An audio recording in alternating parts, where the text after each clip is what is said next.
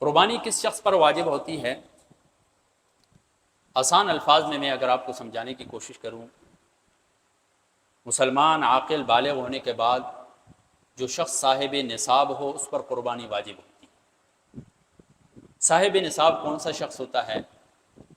صاحب نصاب، اگر آپ چاہتے ہیں کہ میں دیکھوں کہ میں صاحب نصاب ہوں یا نہیں ہوں، تو 5 چیزوں میں آپ غور کریں۔ اگر وہ چیزیں آپ کے پاس پائی جا رہی ہیں، اس اعتبار سے آپ کے پاس اماؤنٹ بن رہی ہے، تو آپ صاحب نصاب۔ پہلی چیز ہے سونا، دیکھیں سونا ہے یا نہیں آپ کے پاس۔ دوسری چیز چاندی ہے یا نہیں آپ کے پاس۔ جتنا کچھ ہے اس کی قیمت لگا لیں آپ۔ تیسرے نمبر پر مال تجارت آپ دیکھیں۔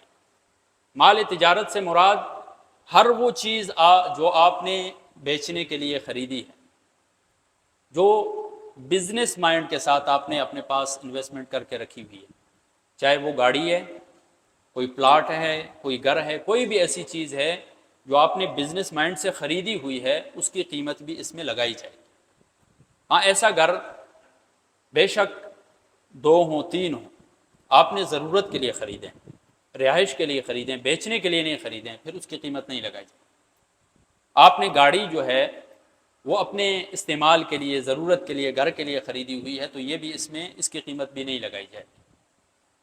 تو وہ چیزیں مال تجارت میں آتی ہیں جو آپ نے بزنس کی غرض سے خریدی۔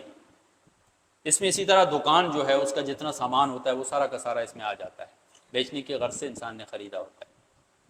ٹھیک ہے، تو 3 چیزیں ہو گئی۔ پہلی چیز تھوڑا سا غور کیجئے گا میری طرف تاکہ آپ کو سمجھ میں آ جائے، سونا، چاندی۔ تیسری چیز ہے مال تجارت۔ چوتھے نمبر پر آپ اپنے پاس دیکھیں کہ آپ کے پاس کیش کتنی ہے، بینک میں رکھی ہوئی ہے یا گھر میں، جہاں کہیں بھی آپ کے پاس کیش، جو ضرورت سے زائد آپ کے پاس کیش رکھی ہوئی ہے آپ کے پاس، وہ بھی دیکھیں آپ۔ 5ویں نمبر پر آپ دیکھیں گھر کے اندر جو ضرورت سے زائد سامان آپ کے پاس پڑا ہوتا ہے، اس کو اس طرح ضبط کیا جا سکتا ہے کہ یعنی وہ سامان گھر میں جو پورا سال استعمال نہیں ہوتا ہے، وہ ضرورت سے زائد ہوتا ہے۔ گھر میں مختلف ڈنر سیٹ پر پڑے ہوتے ہیں جو پورا سال استعمال نہیں ہوتے ہیں، ان کی قیمت لگا لیں آپ۔ یا کوئی ایسا گھر ہے جو آپ نے رینٹ پر بھی نہیں دیا ہوا ہے اور خود رہائش بھی نہیں رکھ رہے ہیں، بند پڑا ہوا ہے، تو وہ بھی ضرورت سے زائد ہے۔ آپ کے پاس کوئی گاڑی ہے، کوئی بائک ہے، ضرورت سے زائد ہے، پورا سال گزر گیا آپ نے اسے استعمال نہیں کیا ہے، بالکل گھر میں ویسے ہی کھڑا ہے، تو ان تمام چیزوں کی قیمت لگائی جائے گی۔ ان تمام چیزوں کی قیمت لگانے کے بعد آپ نے پھر اس سے اپنا قرضہ نکالنا ہے۔ آپ نے دیکھنا ہے آپ کے اوپر کتنا قرضہ ہے، وہ قرضہ آپ اس سے مائنس کریں۔ قرضے میں جو ہے یہ چیزیں بھی آتی ہیں، جس طرح بجلی کا بل ہو گیا، گیس کا بل ہو گیا، دکان کا کرایہ ہو گیا، اسی طرح دکان کا بجلی بل وغیرہ، یہ تمام چیزیں، اس مہینے کا راشن کا بل ہو گیا، جتنا بھی، یہ تمام چیزیں نکالنے کے بعد آپ دیکھیں گے کہ آپ کے پاس 52.5 تولہ چاندی کی رقم، جتنی 52.5 تولہ چاندی ہے اس کی جتنی رقم بنتی ہے اتنی رقم آپ کے پاس بچ رہی ہے یا نہیں بچ رہی؟ اگر بچ رہی ہے تو آپ صاحب نصاب ہیں، اگر نہیں بچ رہی ہے تو صاحب نصاب نہیں۔ مثال کے طور پر آپ نے ان تمام چیزوں کی قیمت لگائی 10 لاکھ روپے بن، اور آپ کے اوپر 2 لاکھ روپے قرضہ تھا، 10 لاکھ میں سے آپ نے 2 لاکھ روپے قرضہ نکال لیا، اسی طرح بجلی کے بل سارا کچھ نکال دیا، پیچھے آپ کے پاس 7 لاکھ رہ گیا، 6 لاکھ رہ گیا۔ تو اب آپ دیکھیں کہ یہ جو 6 لاکھ ہے، جتنا بھی یہ 52.5 تولہ چاندی کی قیمت تک پہنچ رہا ہے یا نہیں پہنچ رہا ہے؟ لا محالہ یہ اس سے زیادہ بن رہا ہے۔ یعنی آج یا کل کا ریٹ جو چل رہا ہے چاندی کا، 52.5 تولہ چاندی کا آپ ریٹ لگائیں تو کچھ 1,83,000 84,000 اس طرح کچھ بنتی ہے قیمت۔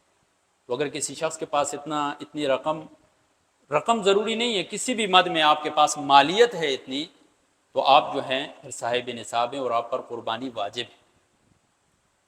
ہاں، کوئی ایسا شخص ہے جس کے پاس صرف سونا ہے، سونے کے علاوہ کچھ بھی نہیں، یعنی کوئی عورت ہے اس کے پاس صرف سونا ہے، کیش تک کچھ بھی نہیں ہے اس کے پاس، تو پھر سونے کا اعتبار کیا جائے گا کہ 7.5 تولہ سونا ہوگا تو تب اس پر قربانی واجب۔ لیکن عموماً ایسا ہوتا نہیں ہے کہ کسی کے پاس سونا ہو، ساتھ کچھ نہ کچھ نقدی رقم یا کوئی زائد سامان وغیرہ نہ ہو، عموماً ایسا ہوتا نہیں، تو تب آپ صاحب نصاب ہوں گے۔ امید ہے آپ کو اچھی طرح یہ چیز سمجھ میں آ گئی ہوگی۔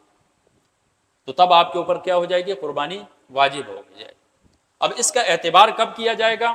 جو عید کے 3 دن ہیں. عید کے دن صبح صادق جو ہے 10 11 12 3 دن میں آپ اگر صاحب نصاب ہیں تو آپ پر قربانی واجب ہے. زکوٰۃ میں تو یہ ہوتا ہے کہ اتنا مال جو ہے صاحب نصاب ہونے کے ساتھ ساتھ سال بھی گزر جائے اتنے مال پر.